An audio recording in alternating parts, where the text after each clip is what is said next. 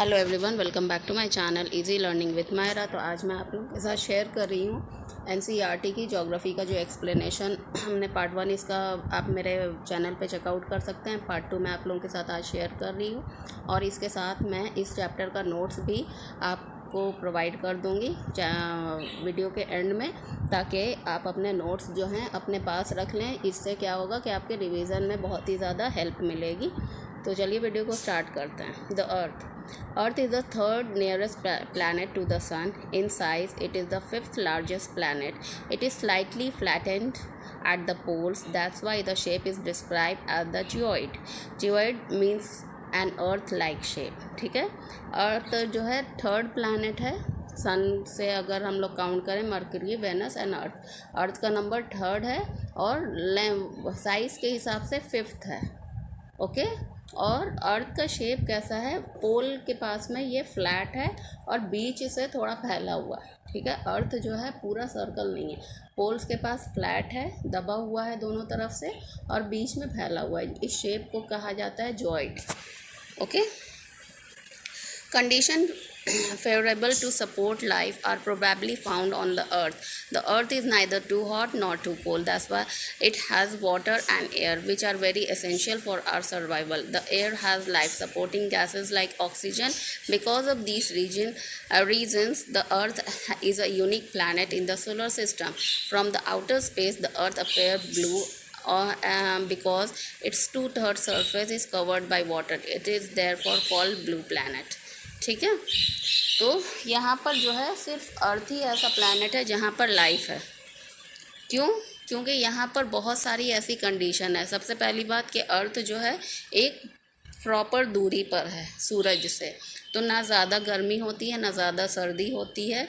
इसके अलावा यहाँ पर पानी है, हवा है, जो ऑक्सीजन है जिससे हम सांस लेते हैं, और इसको ब्लू प्लैनेट भी कहा जाता है क्योंकि अर्थ का 2/3 जो है वो किससे बना है? वाटर, जो बड़े बड़े ओशंस हैं।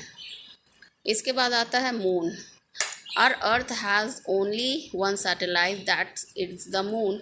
Its diameter is only 1/4 of that Earth. It appears so big as it is nearer to our planet than other celestial body. It is about 3,84,400 kilometers away from us. Now you can compare the distance of the Earth from the Sun and that from the Moon. The Moon moves around the Sun in about 27 days. It exactly the same time to complete one spin. As a result, the only one side of the moon is visible to us on the earth. ठीक है, तो moon जो है अर्थ का सिर्फ एक natural satellite है। Satellite क्या होता है? उन चीज़ों को, उन हेवनली बॉडीज़ को सैटेलाइट बोला जाता है जो कि प्लैनेट के चारों तरफ रिवॉल्व करते हैं। तो अर्थ एक प्लैनेट है, उसके चारों तरफ मून जो है रिवॉल्व करता है। ठीक है, इसका दूरी कितना है? और 3,84,400 किलोमीटर, ये इतना दूरी है अर्थ से, और ये 27 डेज़ लगाता है रिवॉल्व करने में भी, और 27 डेज़ ही एग्जैक्टली लेता है एक बार रोटेट करने में। तो इसीलिए जो है मून का जो है सिर्फ एक ही पार्ट जो है हमें हमेशा दिखता है, दूसरा पार्ट जो है वो छुपा रहता है। The moon does not have condition favourable for life. It has mountain, plains and depressions on it. ठीक है, surface these cast shadows on the moon surface. Look at the full moon and observe this shadows. ठीक है, तो और ये moon के ऊपर life नहीं है क्योंकि वहाँ पर अर्थ की तरह फेवरेबल कंडीशंस नहीं है। वहाँ पर माउंटेन्स है, प्लेन्स है और बहुत बड़े गड्ढे भी हैं जिसको क्रैटर कहा जाता है। ठीक है, तो वही चीज़ें जो है हमको यहाँ से धब्बे की तरह दिखाई देती हैं। इसके बाद आता है asteroids. Apart from the stars, planet and satellite, there are numerous tiny bodies which move around the sun.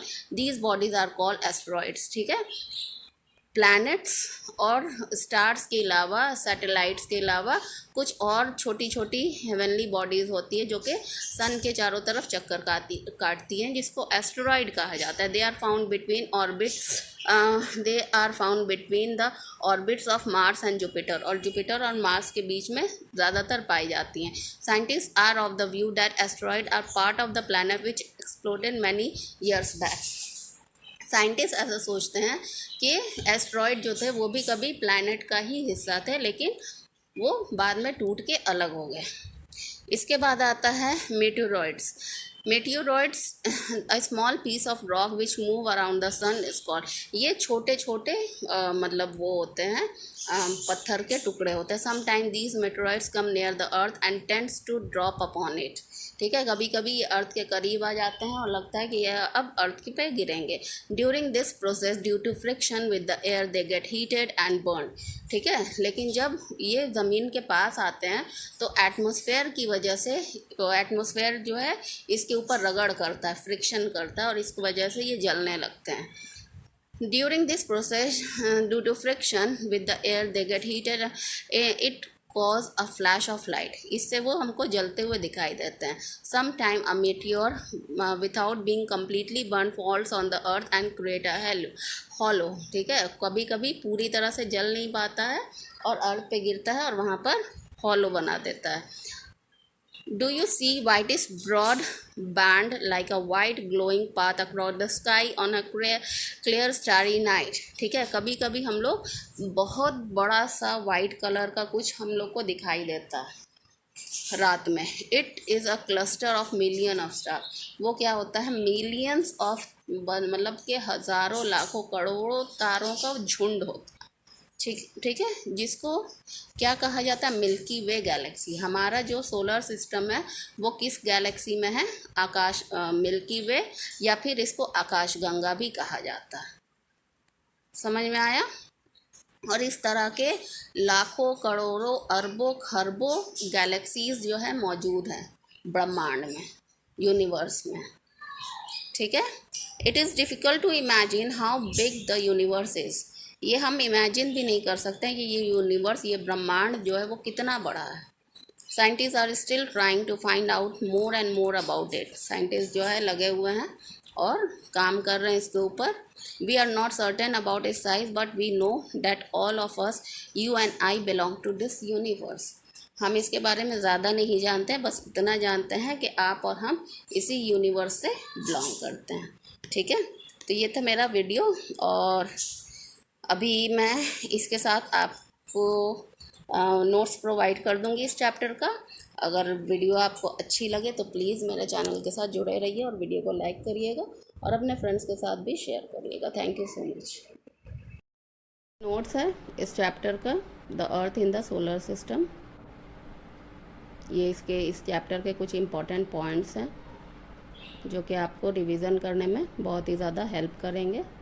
Please इसको नोट डाउन करके रख लीजिएगा अपने पास। आप किसी भी एग्ज़ाम की तैयारी कर रहे हो, क्योंकि एनसीईआरटी की जो बुक्स हैं वो सारे एग्ज़ाम्स में जो है बहुत ही ज़्यादा इम्पॉर्टेंट होती हैं।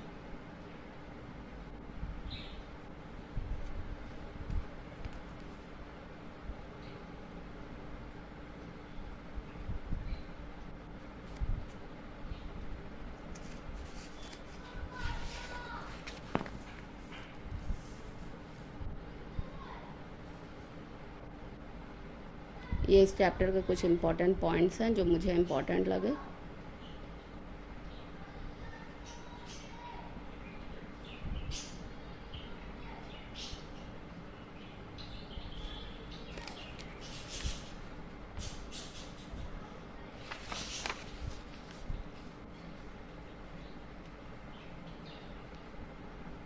Thank you so much.